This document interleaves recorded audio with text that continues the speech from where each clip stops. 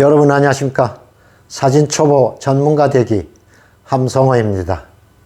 지난 시간까지 우리는 카메라 조작에 관해서 공부했습니다.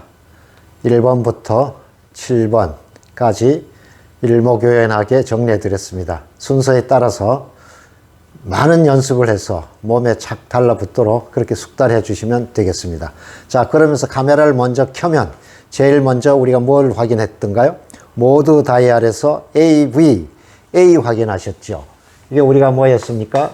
조리개 우선 방식. 그러면 조리개가 하는 역할이 광선의 양, 빛의 양을 조절한다, 또 피사계 심도를 결정한다, 이런 말씀 드렸습니다.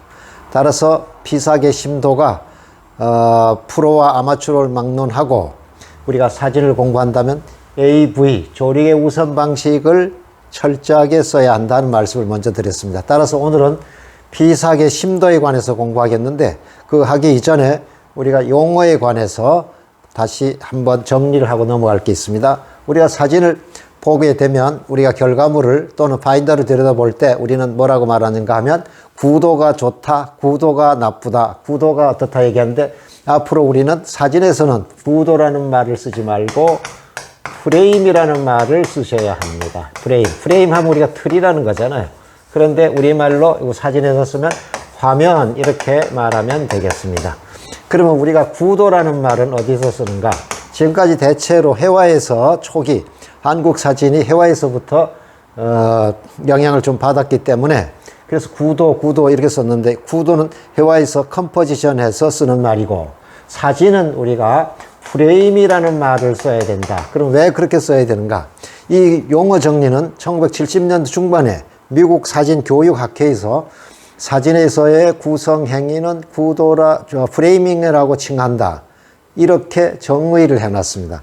따라서 프레임이라고 쓰는 것이 바람직한 용어입니다. 따라서 여러분들도 앞으로 프레임이 좋다, 프레임이 조금 불안하다, 이렇게 쓰시고, 또 우리 사진 이제 촬영 앞으로 이제 할 때 현장에 나가면 이거는 회화적 구도로 봅시다라고 제가 또 말씀드릴 수도 있습니다. 그럼 그렇게 해서 쓰는데, 우리는 원칙적으로 프레임이라고 써야지 정확한 표현이다 하는 말씀을 드리고, 이거는 나중에 양쪽의 특징과 상관관계를 또 한번 정리해 드리도록 하겠습니다. 그러면 오늘은 피사계 심도를 같이 공부하겠습니다.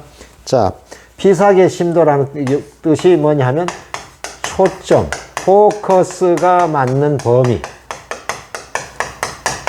이렇게 정의할 수 있습니다. 그러면 초점을 어디서부터 어디까지, 자, 화면이 있습니다. 그러면 프레임을 딱 할 때 앞부분부터 중간 부분, 먼 부분까지. 그래서 우리가 대개 근경, 중경, 원경 이런데 이 세 가지를 다 맞게 찍을 것인가, 아니면 특정한 부위만 선명하고 나머지는 초점을 흐리게 할 것인가, 요것을 결정하는 것이 피사계 심도입니다. 그래서 피사계 심도는 우리가 두 가지로 나눕니다. 하나는 펜 포커스, 인포커스 해야 되는데 대체로 펜 포커스라는 것이 정확한 용어입니다. 펜 포커스.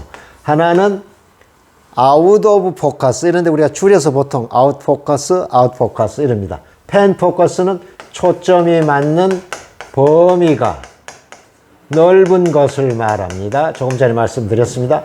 아웃 포커스는 뭐냐? 우리가 프레임을 할 때 들여다보면서 가장 강조하고 싶은 것, 주장하고 싶은 것, 주요한 것, 또는 시선이 가장 집중되는 것, 이것을 우리가 주제라고 했습니다. 그 주제만 강조하고 선명하게 찍고 나머지는 초점을 흐려서 정리를 해야 되겠다, 이러면은 아웃포커스가 되는 겁니다. 그래서 요거는 초점이 맞는 범위가 좁은 것을 말합니다. 요거는 무엇으로 결정한다? 조리개, 초점, 우리가 피사계 심도는 조리개 A가 결정한다고 했습니다. 그러면 조리개 수치를 내가 얼마를 결정해서 찍느냐에 따라서 범위를 넓게 찍을 수도 있고 초점에 맞는 범위를 좁게 찍을 수도 있다. 이게 사진가의 의도다. 그렇게 이제 말씀드리고, 자, 그림을 한번 보시겠습니다. 카메라가 있습니다. 삼각대에 놓고 이제 여기 나무가 색으로 이렇게 종으로 돼 있다. 그렇다면 초점, 포커스, 초점이 첫 번째, 두 번째, 세 번째 다 맞게 찍을 수 있습니다. 그렇게 이렇게 다 맞게 찍었을 때를 우리가 뭐라고 하느냐? 위에 있는 펜 포커스로 찍는다. 이렇게 말하고, 그 중에서 두 개만 맞고 나머지는 흐리게 찍어야지. 또는 하나만 맞고 두 개를 흐리게 찍어야지. 또는 앞에 것은 흐리게 하고 또 뒤에 흐리게 하고 마지막 걸 선명하게 찍어야지.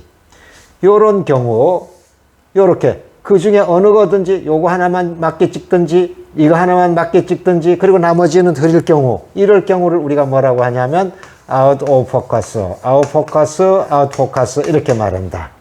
그러면 그것을 할 수 있는 방법론을 여러분들이 이제 같이 공부하겠습니다. 자, 카메라를 꺼내서 조리개 쪽 F 값이라고 그랬죠? F.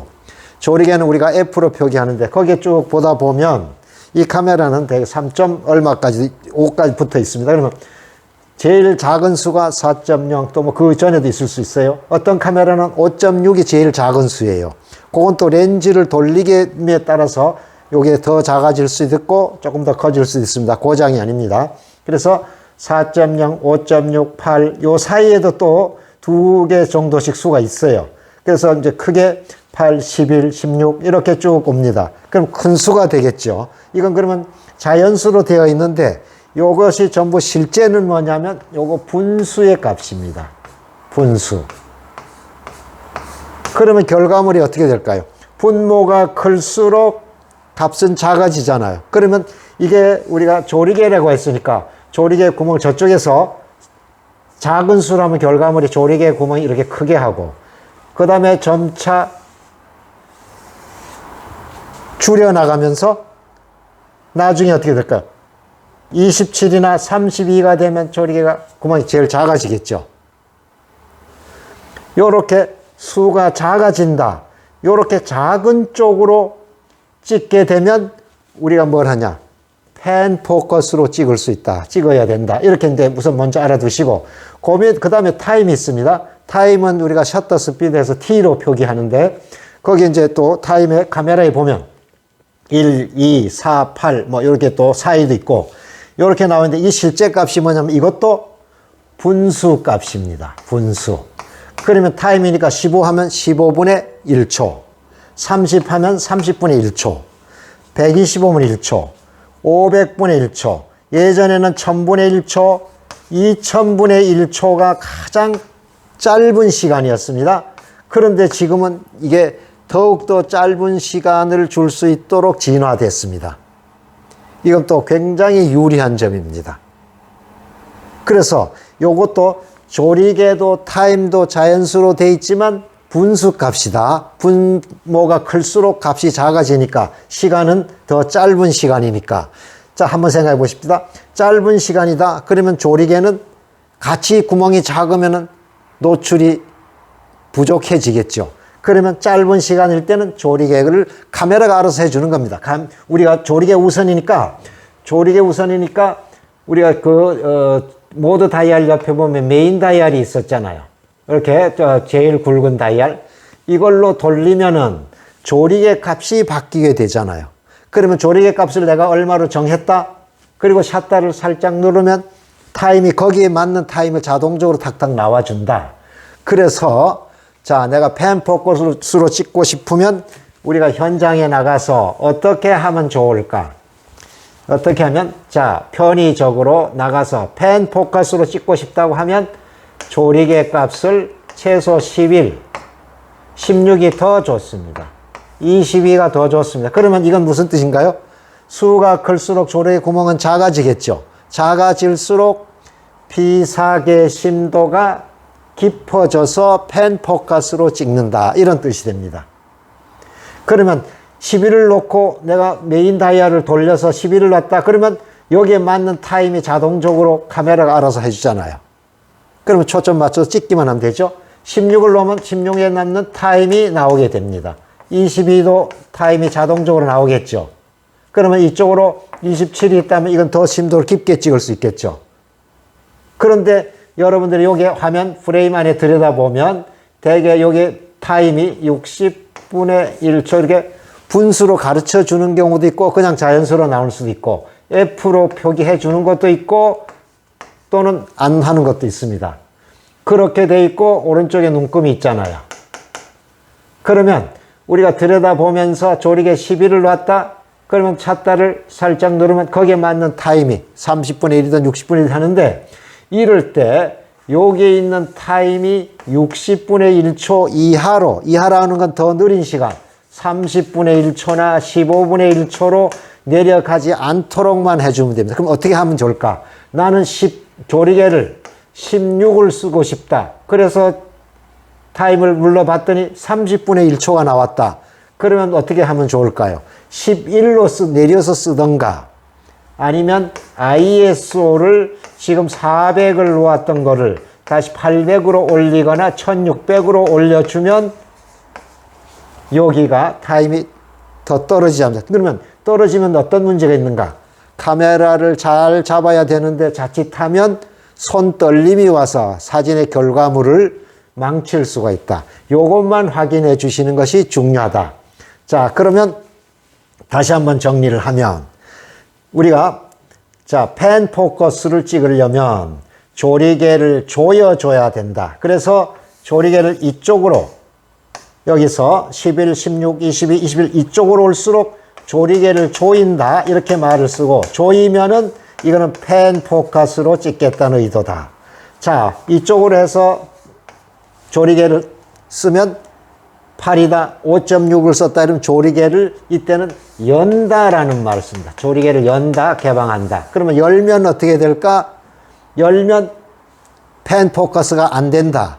다음 시간에 배울 아웃포커스로 찍을 때는 이렇게 간다. 지금 오늘은 우리가 펜 포커스를 지금 중점적으로 배우니까 적어도 펜 포커스로 찍으려면 조리개를 조이는데 최소 10일부터 놓는다. 16, 22, 22 이렇게 갈수록 조리개를 조일수록 펜 포커스, 피사계 심도를 깊게 초점이 맞는 범위를 넓게 찍을 수 있다. 이런 결론입니다. 자, 그러면 여러분들 지금 생활에서는 펜 포커스 사진들은 비교적 잘 하고 있습니다.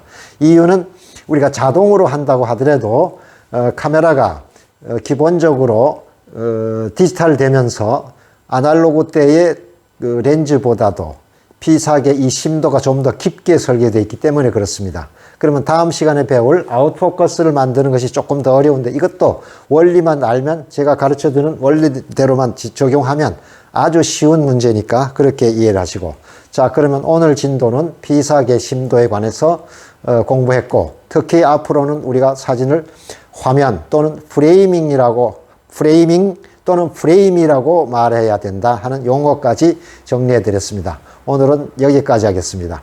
사진 초보 전문가 되기 함성호였습니다. 여러분 온라인상에서 하루 10분 저 함성호와 만나시죠. 오늘 공부가 유익하셨으면 구독과 좋아요를 눌러주시고 공유도 해주시면 고맙겠습니다. 함성호 사진TV는 매주 수요일과 토요일 2편씩 업로드 하겠습니다. 참고하셔서 공부를 하는데 도움이 되도록 해주시면 고맙겠습니다. 다음 시간에 뵙겠습니다.